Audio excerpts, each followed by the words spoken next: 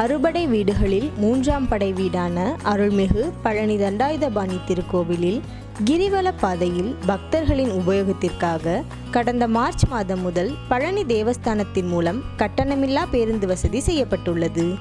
இதன் தொடர்ச்சியாக இன்று திருப்பூரைச் சேர்ந்த ட்வின் பேர்ட்ஸ் நிறுவனத்தினர் ஒரு மினி எலக்ட்ரிக்கல் பஸ்ஸை உபயோகமாக வழங்கி பக்தர்களின் பயன்பாட்டிற்காக கொண்டு வரப்பட்டுள்ளது. இதனுடன் சேர்த்து கிரிவல வீதியில் பக்தர்களின் பயன்பாட்டிற்காக விடப்பட்டுள்ள கட்டணமில்லா வாகனங்களின் எண்ணிக்கை 25ஆக உயர்ந்துள்ளது.